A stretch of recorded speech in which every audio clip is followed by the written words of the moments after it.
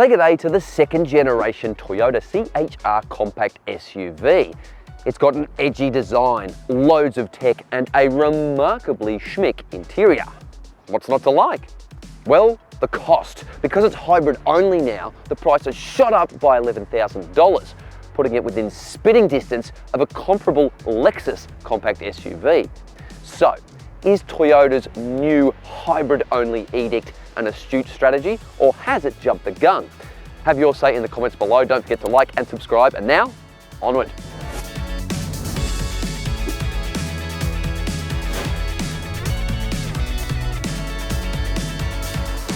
The spunky little Toyota comes in 3 model grades: basic, luxury and sports.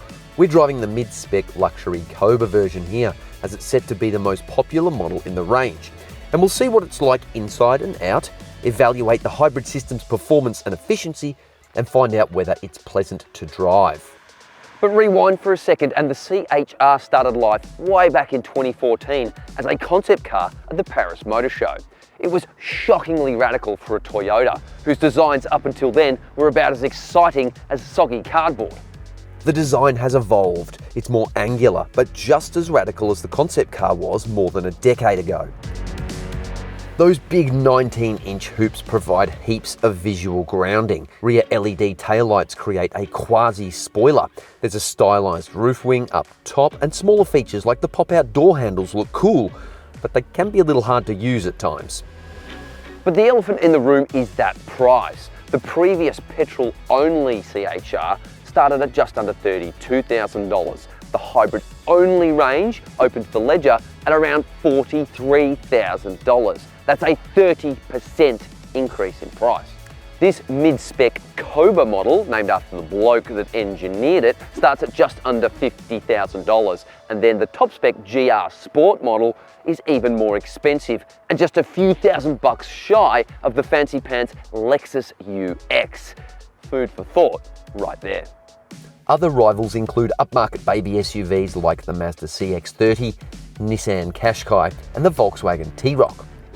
Ownership costs are fairly low thanks to its fuel-sipping petrol-electric powertrain and annual service costs of $200 a pop. However, roadside assistance is not complimentary. This 5th generation Toyota hybrid power plant grinds out 13 kilowatts more power than its predecessor, but there are minor upgrades to the internal combustion engine, but the major change is a switch from the old nickel metal hydride battery to a lighter lithium-ion battery. This plugless hybrid vehicle can drive in pure EV mode for short periods at slower speeds because it has a 70 kilowatt front-mounted electric motor as well as the combustion engine, both of which funnel through a continuously variable transmission, which is an automatic transmission.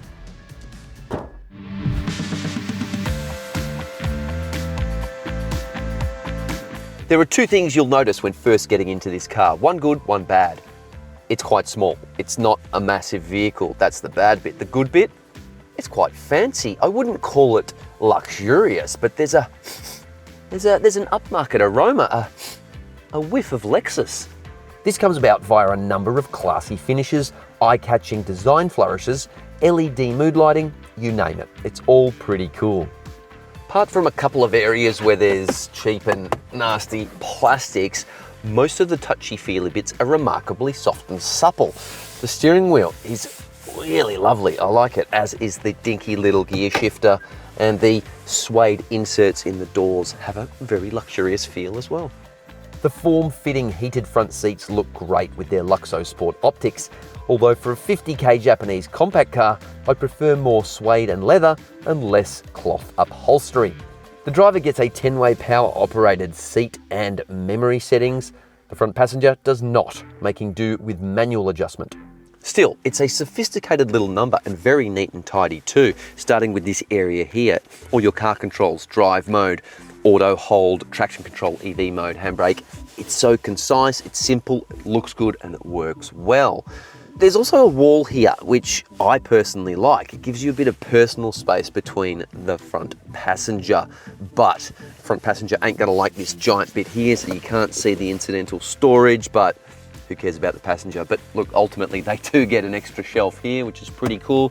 And speaking of storage, The glove box isn't too bad. Again, you've got this incidental storage area, which is pretty good, with a wireless phone charger. The cup holders, not so good. They're not spring-loaded. They don't have a lot of security for larger beverages. They're also quite small. The central bin, however, is quite big. It's quite deep. You've got a USB-C port. You've got a 12-volt socket, another USB-C port there, and the door pockets just fit the Mega Gulp, but you really have to shove it in there with a bit of force. The 12.3-inch central touchscreen looks like it's come straight out of a Lexus, and that's because it has. High-definition visuals are welcome, wireless Apple CarPlay and Android Auto work a treat, and a fairly basic menu system makes it easy to use and connect devices to. It also has physical volume buttons, and the 9-speaker JBL sound system is impressive, especially at louder volumes. The native satellite navigation system is actually pretty good, and the verbal commands seem accurate too. Hey Toyota. How can I help you? Take me to KFC Frankston, please. I found more than one matching POI. Which one would you like to go to? All of them, all of them. Another thing that's cool are these controls down here for the temperature settings. They look fantastic, they feel great. Only little issue is the font, the text is tiny, and if your eyesight's not great, you might struggle. Toyota has loaded up this mid-spec C-HR with all the infotainment goodies you could want, including an excellent head-up display. It even comes with a modem that hooks up with your smartphone via Toyota connected services, enabling loads of remote vehicle operations and even stolen vehicle tracking.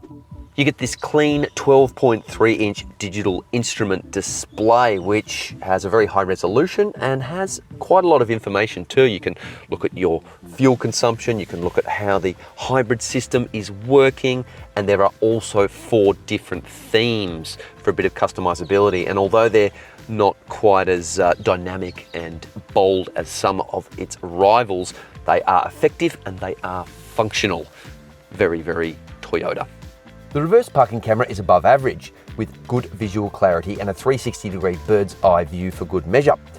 There's also a peculiar spin mode that can only be activated when stationary and has 2 views, outside and a sort of transparent inside view. A really fantastic feature about this vehicle is the mirror.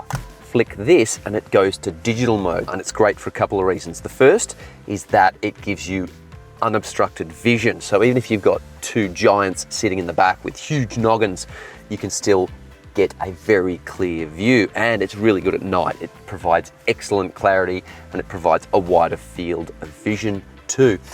Safety levels are impressive here, starting with 10 airbags and ending with pretty much all the safety tech you can put into a car today. Legroom is pretty cramped, but headroom ain't too bad thanks to these little cutouts here, which is pretty good for a swoopy coopy SUV.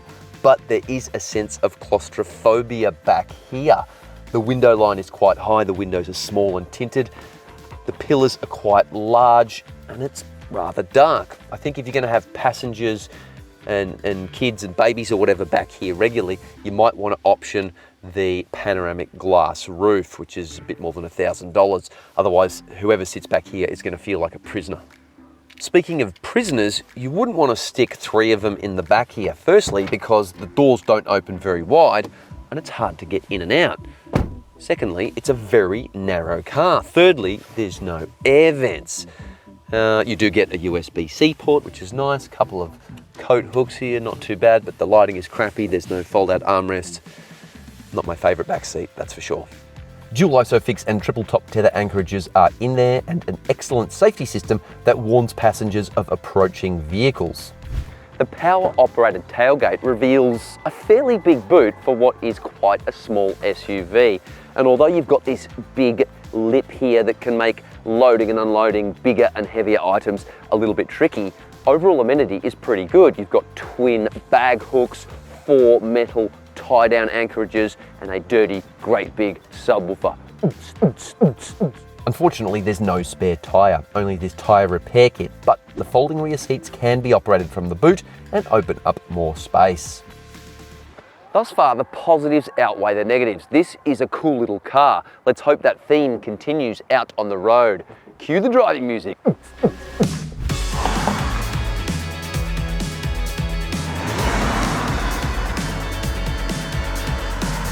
First impressions? Well, it's quiet and refined, continuing that upmarket feel that pervades the interior design. And I really like that it doesn't always engage the petrol motor, which makes urban driving very pleasant indeed. It's an excellent inner city and urban runabout with ultra-direct steering and responsive suspension, ensuring it gobbles up roundabouts with glee and doesn't mind a last-minute flick into the street you almost missed. The hybrid gubbins are much improved, and by my reckoning you can accelerate from standstill to about 55, 60, 65, maybe even 75 kilometers an hour down a hill before the petrol engine kicks back in to help out.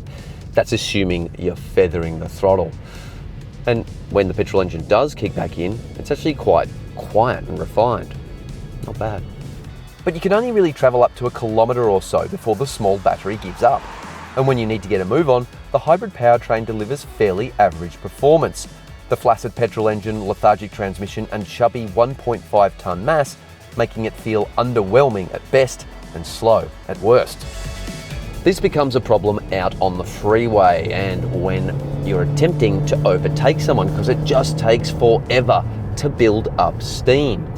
And look, the GR Sport version would remedy this with its slightly more muscular powertrain and all-wheel drive traction for an extra $5,000 or so, and it would be useful if you like a little bit more chili pepper in your miso soup.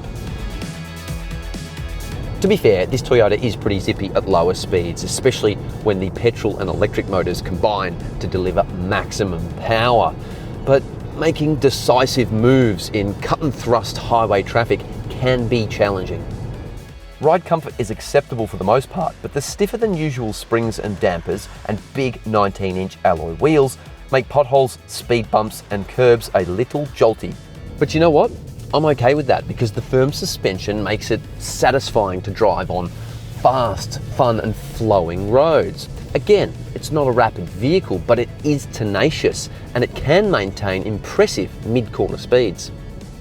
We didn't get close to the manufacturer's claim, but after a week of driving, achieving a figure in the low fives is impressive in my book, and at that rate will see you get around 800 kilometres per tank of fuel. The fuel tank is quite small at just 43 litres. Outward visibility, not great. Those chunky rear pillars create monstrous blind spots, and these steeply raked windscreens also reduce visibility, but you know, this is a small car, so placing it in its lane and doing things like parking are not that difficult anyway. The crappy visibility is not a deal breaker. Overall, I find this car quite charming to drive. Okay, so the lackluster power delivery, droning engine and firm suspension aren't high points, but they're not deal breakers either. And its fast steering and sure-footed handling make it a precocious little runabout. This second-gen SUV is hard to fault, and that bold exterior design helps it stand out in a crowd of cookie-cutter small SUV designs, while the frugal hybrid powertrain can meaningfully reduce your fuel bill. That it feels a little bit like a Lexus is a bonus, with impressive attention to detail and a highly original design inside the cabin.